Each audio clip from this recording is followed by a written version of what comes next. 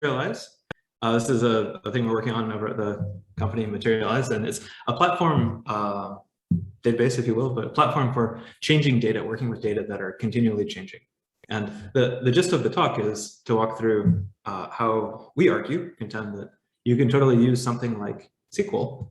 Swap in your favorite query language, but SQL, a nice declarative language, for building scalable streaming infrastructure. So you can, all the use cases you might have had to pull some streaming system off of the shelf.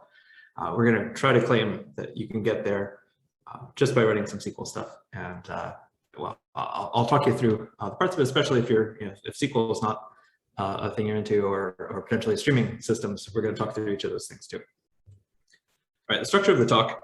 There's three parts, and I'm going to be totally honest. I think we're going to get through the first part.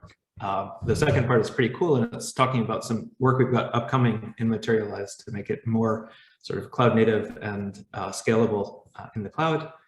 But to be totally honest, I think part one is probably about as far as we're going to get, and that's fine. I'm happy to chat with anyone about part two offline. And because we might not get to it, part three, I just want to call out here, Materialize is a great place to work. We're doing lots of really neat things, and if any of you are, this resonates particularly well, get in touch. We'd be delighted to chat with you.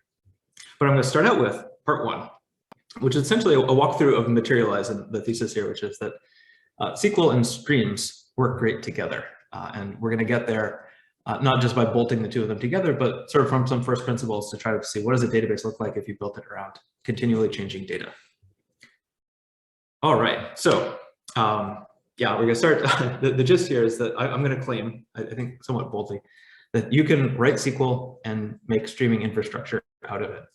And by the end of the section, you'll either be able to believe or not believe that, but at least you'll understand what I'm talking about. So I'm going to start with just a little bit of a history on SQL systems.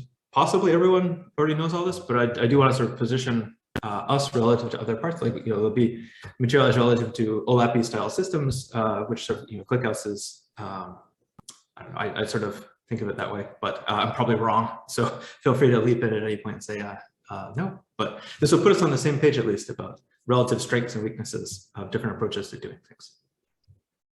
All right. I'll make this quick. There's some pictures. If we go back 40, 50 years in time, we have the venerable online transaction processor, which is a great place to store your data, your valuable business critical data. You write stuff into there, you can read stuff back, there are transactions, and it's a good way to sort of keep your data safe. You write your data down, and you can look at it again. Pretty popular thing to do. People like that. They're pretty successful, it turns out. But you do other things with databases too. People realize these are great for running analytics, driving dashboards, or feeding various bits of monitoring that you want to do.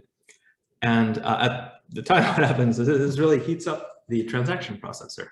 You might have gotten your database to handle a certain amount of customer load, business load, stuff that you're actually doing. How often do customers change their address? Well, your database can keep up with that. But if you want to keep sort of up to the second fresh statistics about the current efficacy of your marketing campaigns or something, that's a lot more work that's now being targeted at your transaction processing database, not really built to do that.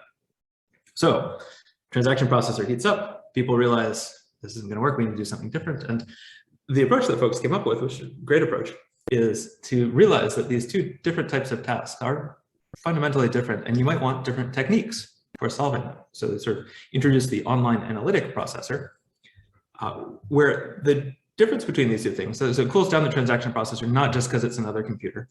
Having two computers instead of one would be great, but really because there are different designs to data processing here. The transaction processors are often row-based because for transactions, that's how you get in and out really quick and do the changes you need to make. Whereas a lot of the analytic processors are columnar and sort of aggressively compressed all of the columns so that you can grind through the relevant subset of data as fast as possible, the highest throughput as possible. And this is great. A lot of the analytics dashboard monitoring use cases were very well served by the analytic processor. They're, the loads that they can tolerate go up by multiple orders of magnitude. This is great.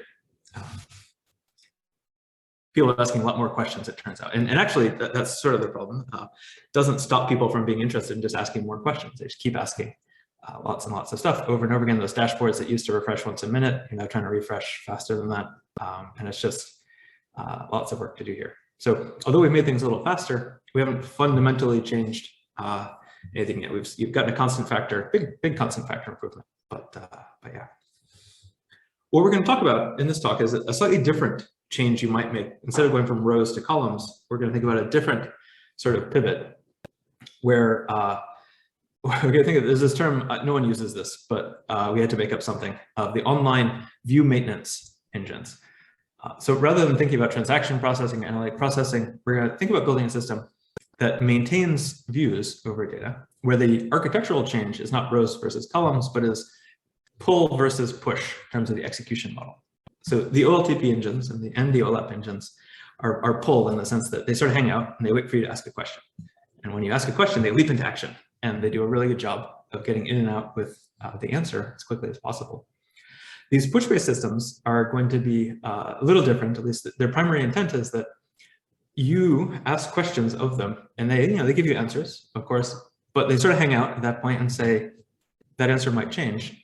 I will leap into action as soon as I hear about the slightest change in the data, and I will tell you about any changes to your queries as soon as I hear about this.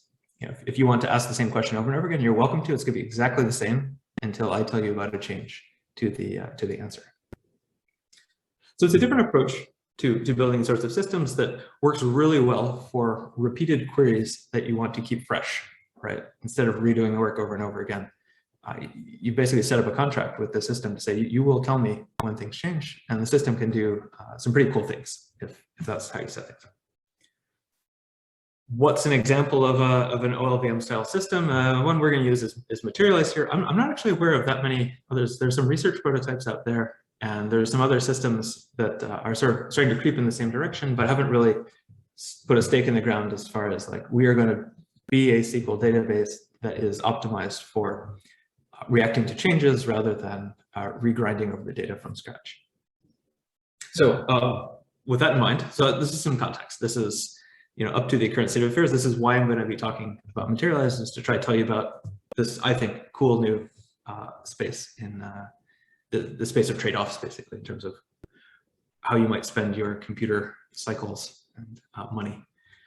So Materialize, how does it fit in? I had a picture of an OLTP source of truth just upstream, but you can connect it to a bunch of other stuff if you like. You have the Pulsar folks showing up.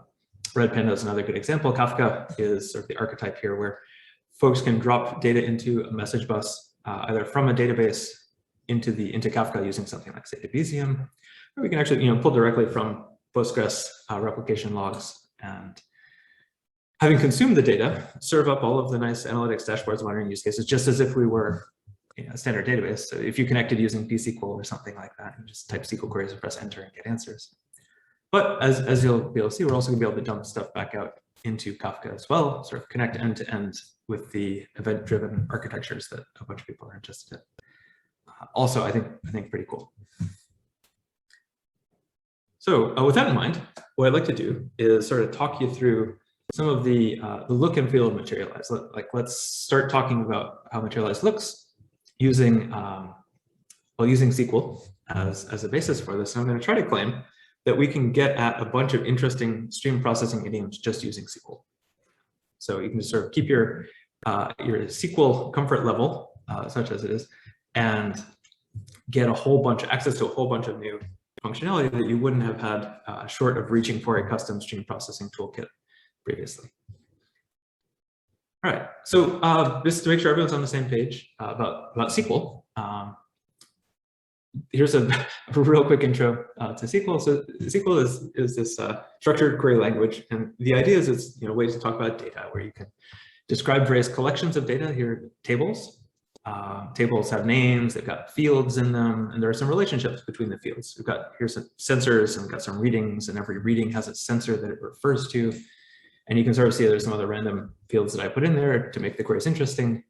But fundamentally, there's two piles of data here, and you can insert things into the piles of data. You can delete things out of them. But importantly, from our point of view, you can ask questions about these piles of data. So we can do select star from sensors. That just reports out everything that's in sensors. That's pretty easy. But you can write more interesting queries too. And at the very bottom, there's an example of a SQL query that pulls out for each region, the maximum temperature in that region. And it's a bit non-trivial because the temperatures are in the readings and the regions are in the sensors, and we got to join the two of them together and then do an aggregation afterwards. And it's, this isn't fundamentally hard. Databases do this a lot, but it's not just looking at the pile of data that you're holding onto. There's some actual work to go on here, and potentially a little bit of non-obvious work if either of the inputs change. But this is SQL, or at least this is SQL to the extent that we're going to work with it in this talk. Now, I'm going to make a few claims in two directions. Basically, that SQL and streams get along really well. I want to first claim that SQL and folks who like using SQL style systems actually benefit a fair bit from streams and ideas from stream processing. And if we're lucky, I might be able to connect this back to ClickHouse, which I think of myself as a bit of a stream processor, though not everyone who uses it thinks of it that way. But I think the same sorts of connections make a lot of sense there, and we'll see if people buy it. So here's one example. SQL systems, absolutely delighted to have streaming internals, or at least SQL doesn't have anything to say against why you can't have streaming internals, and I'm going to call it a few cases where it's really handy for the internals to be streaming. So here's, again, Materialize, where we are, rather than issuing queries, rather than just saying select and pressing enter, we are going to create a view. So this view is a way in SQL to essentially give a name to a query and implicitly express to the system, yeah, this is interesting to me. I want to probably see the answer to this more than once. Yeah, maybe not. Certainly the materialize keyword, this is something that several databases support. And this tells the database system, not only am I interested in this view, I want you to go and figure out the answer to this and write it down, because I want it to be fast in the future when I ask for it. So it's essentially permission to go and execute this query. And in Materialize, we go further and say it's not only that, it's permission to, in an ongoing fashion, keep that answer up to date. So when you, down below, type select star from max temp by region, this is always fast. In Materialize, and in principle, potentially other similar systems, this will always be fast in that in one of these OLVM, these view maintenance systems, right, they will maintain max temp by region for you rather than go and reevaluate the query from scratch just because you've asked for it. So this will always be fast to read out these answers. And if you're lucky, it works nicely in Materialize. This is the only reason I have it here. These can also be nicely indexed and maintained like that. Pulling out a particular region, for example, from this result, because it ended with that group by, this is sub-millisecond times to get sort of the current up-to-date answer. Because it's just sitting there, and now that it's sitting there in a nice index that we can just dive into and just read out the answer. So this is sort of streaming internals inside a database. Like, rather than wait for a person to ask a question and then start to do all the work, we set up the ask ahead of time. We set up this view definition. System gets to work, and although I guess I haven't said it here, it only needs to do work when things change. And that's exciting. That means that there's now an opportunity for streaming infrastructure inside the database. All right. SQL systems are plenty happy to consume streams as input. You don't often think of, or I didn't often think of SQL systems in this way. I thought of, you just have tables, you insert into tables, that's it. But well, let's talk through this. So that readings collection that we had, we had some sensors, and we got all these readings from the sensors, and that collection is going to grow. And it's going to grow without bound, probably. No one's ever going to delete readings. Well, that's exhausting, right? Like, do we really want to have to put a copy of that into our database? I mean, you might want to. That might be a good thing to do with the database, but we don't have to, right? In particular, if we know what we're going to do with these readings, we know we're going to just keep the maximum temperature. That seems like a terrible waste. So what you can do in Materialize, and there's some analogs to, let's see, in SQL to foreign data wrappers or foreign tables, but you can create in Materialize what's called a source. And a source is a named thing. It's like a table, but instead of being the data for the table, it's a description of where to go to get the data from. So this might be a Kafka topic, for example, or a logical replication stream coming out of Postgres, something like that. But it's a description of when you need to go look at the data, here's where you go to find it. Just because we don't happen to have it here, and we don't impose the requirement that we make a copy of it locally. So, maybe you won't actually choose to go and select star outer readings. And if you choose not to do that, if you go and just create the Materialize view down below, the max temp by region, Materialize is delighted to say, this is amazing. you don't actually need all of readings when we do this. We can just keep the maximum temperature for each region. Wonderful. Like this is great news. And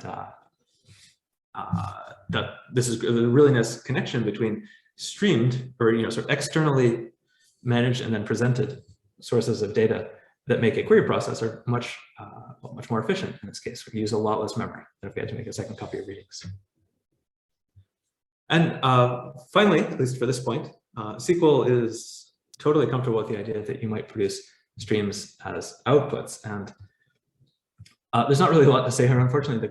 It's a fairly terse command here, but there's absolutely no reason not to take one of these collections that are continually changing, a view, for example, the max temp by region view, and write all of those results, write that change log out to something like Kafka, or present it, potentially we don't do this at the moment, but present it as a Postgres logical replication stream that you could then spin up a Postgres replica on and just serve the data out of that if you wanted. Yeah, it's a totally friendly concept. SQL doesn't say, no, you can't, you're not permitted to do this sort of thing. No, it fits really nicely into the setup, and it actually gives us a nice sort of end-to-end story about how you can use SQL to build this sort of streaming infrastructure. So let me little picture for that just to recap. You are more than welcome, just using SQL, to pull in foreign data from other databases, from Kafka, sort of land it in Materialize, maybe not make a copy of it, maybe feed it into some query, some business logic that you've described using SQL relatively tersely, which is delightful. And then rather than, I mean, you can hold on to that for sure and serve answers out there, but you can also dump that back into Kafka and let it flow downstream. And what you've done, which I think is pretty cool, is put together a piece of data infrastructure just using SQL and Materialize. And you can go get a coffee now and just sort of hang out. You don't have to write a script that continually fires this query off once every 5 minutes or any nonsense like that. In principle, the system is taking care of this for you.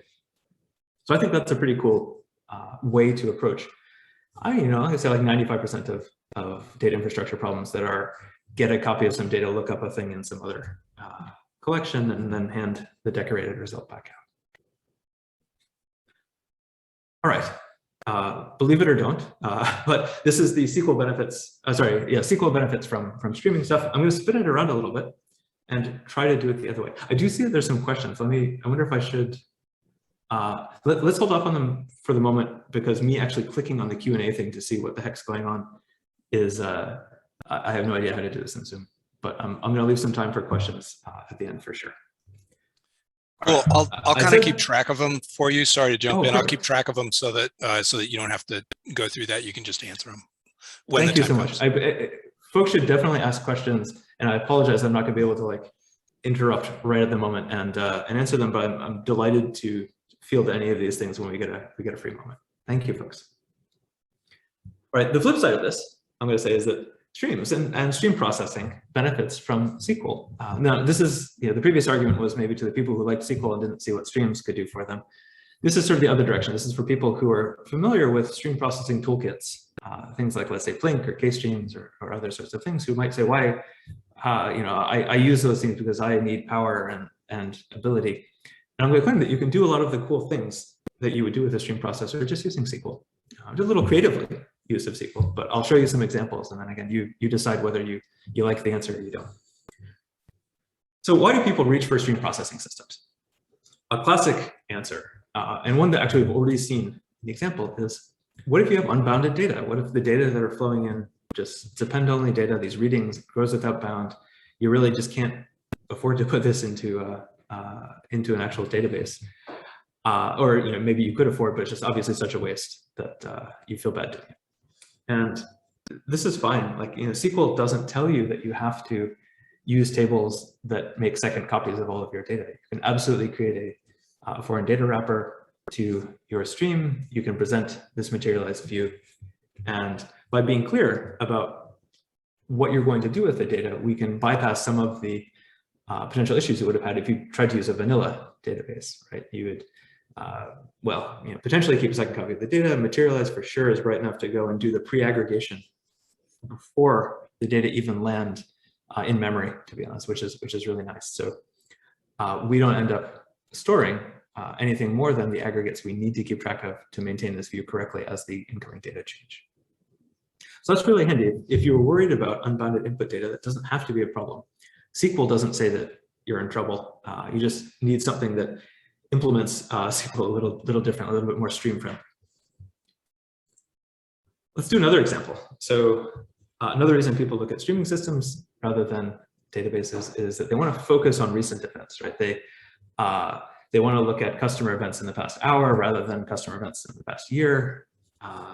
These sorts of things. A lot of this data is sort of more timely and relevant as soon as possible. And it's just fairly important to have tools that let you subset the data down to things you're looking at in the very recent history.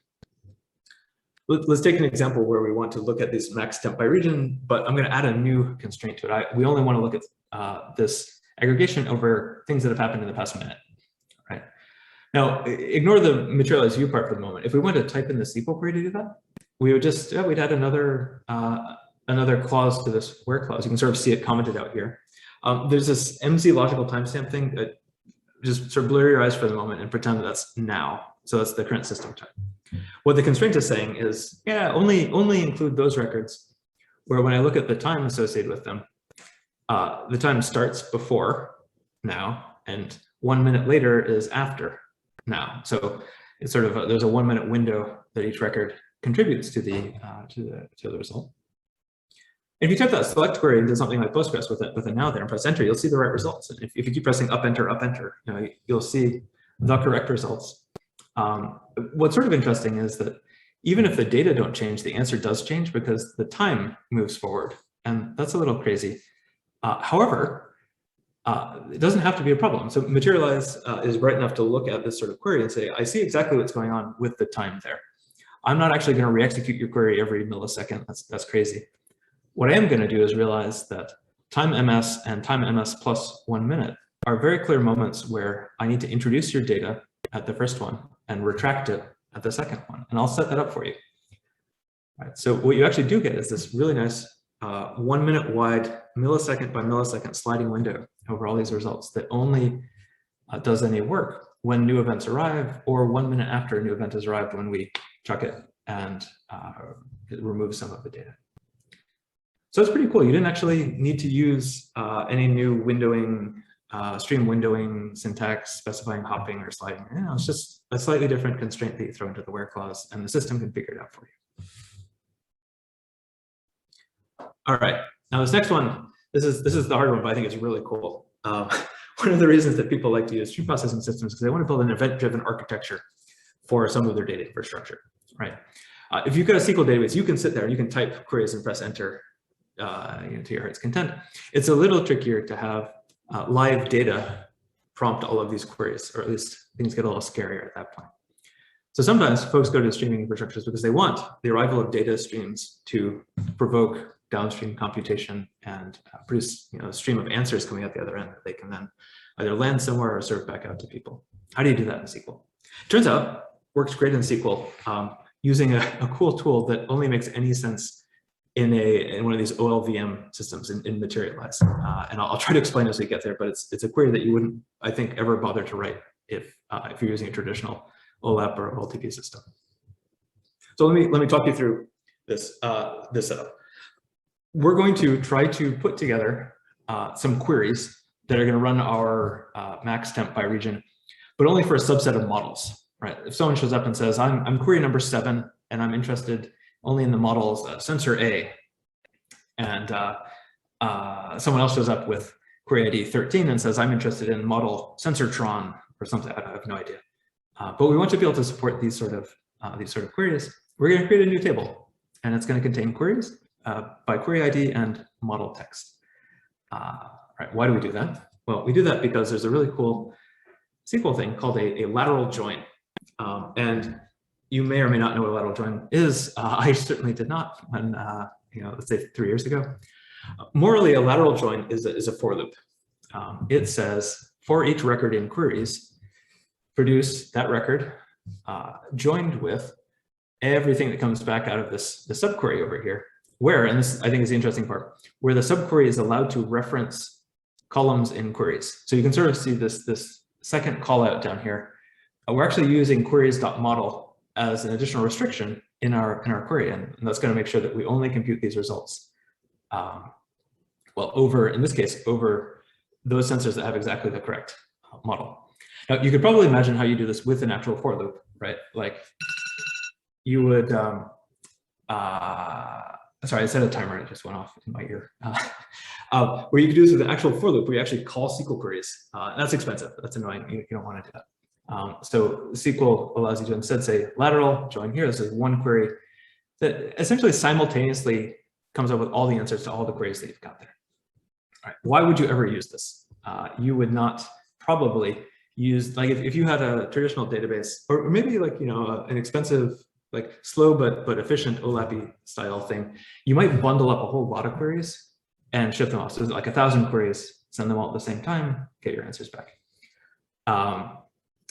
You could totally do that. It's maybe not even a bad idea. I shouldn't have said that.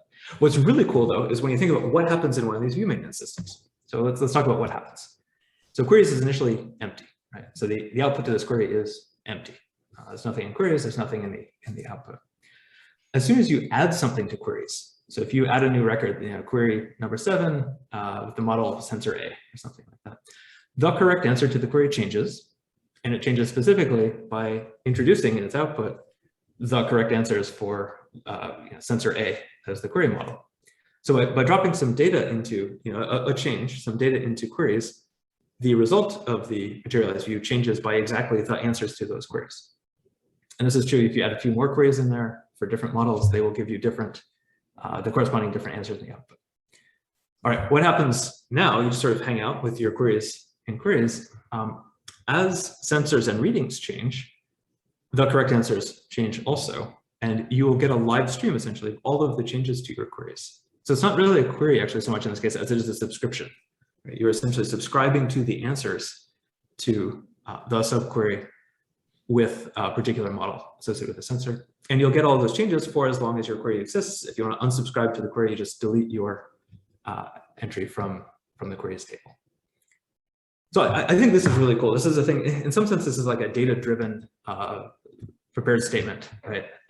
Like the query down there is very much like a prepared statement with the queries model being the held out variable. But instead of actually issuing them as prepared statements, we've set up a reactive data flow that gives you the right answers exactly whenever new queries show up, reusing existing data assets, and keeps you up to date as the other data changes.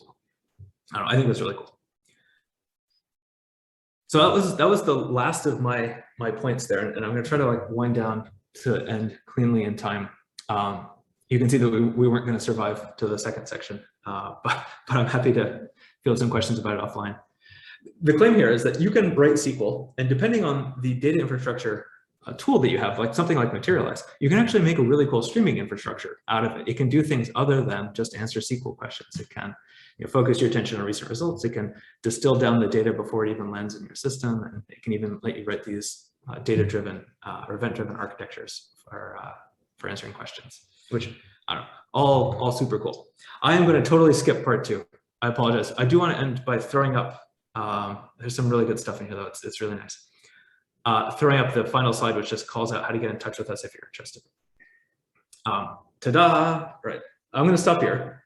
Materialize, we're definitely hiring worldwide. If folks are interested, reach out and get in touch. If any of this actually was interesting from a technical point of view, feel more than welcome to reach out and get in touch. I've been repeatedly surprised and delighted by how well this different take on data infrastructure, sort of reactive databases, have fit into the existing stacks and what people are currently feeling the pain about with respect to getting their data to do what they need. I'm McSherry at materialize.com. It's a great way to get in touch with me. And shamelessly also jobs at Materialize if you're interested in that. But excellent. That's what I have for you. And I'm gonna stop. Great. Thanks for an awesome presentation. Just want to make sure everybody can hear me. And by the way, if you do presentation, you are allowed to shamelessly market yourself, your project, your company. So this was very much in the sort of is very much in line with what we expect. We have some good questions here. I'd like to take a couple minutes and make sure you have a chance to hit them. Here's one. How do you deal with exactly once and duplicates in that stream processing?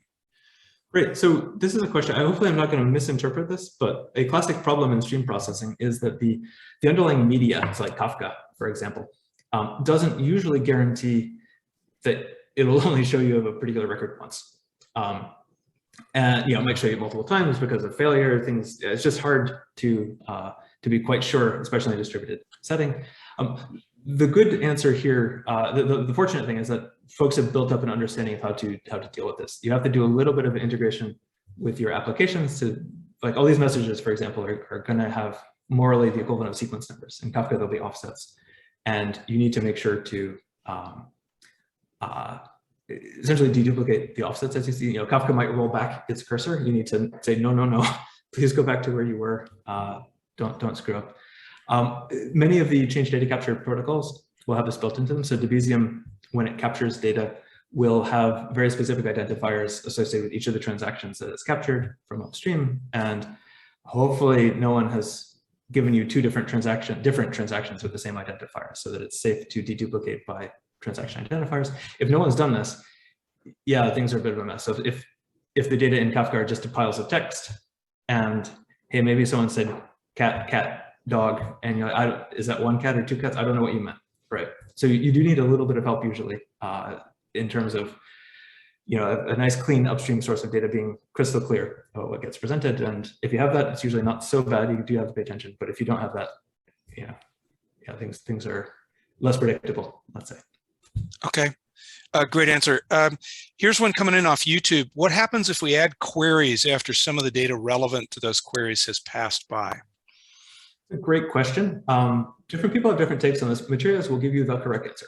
So the data that flows into Materialize, if you have said, I want this, like I want to, this is a source, I'm going to allow people to use it, we will capture it, and we will keep it there for you when you choose to go in and use it. We don't, or we strive very much to not give you wrong answers. And that's part of the sort of usability contract. If we gave you bogus answers, we would very quickly not be a very popular database replacement. I mean, you'd be a fine stream processing tool. At that point, you'd have a user manual with a whole bunch of asterisks in it at the bottom, and we're trying very hard not to do that. So if you pointed us at the Postgres logical replication log, data might flow past. If you come and try to use it again and we've lost track of that data, we will reconnect and re-snapshot and pull the data back down again. Yeah. We'll take a couple more quick questions and then we'll switch over to Pavel. Pavel, if you want to go ahead and share, bring up your slides, then we can keep moving.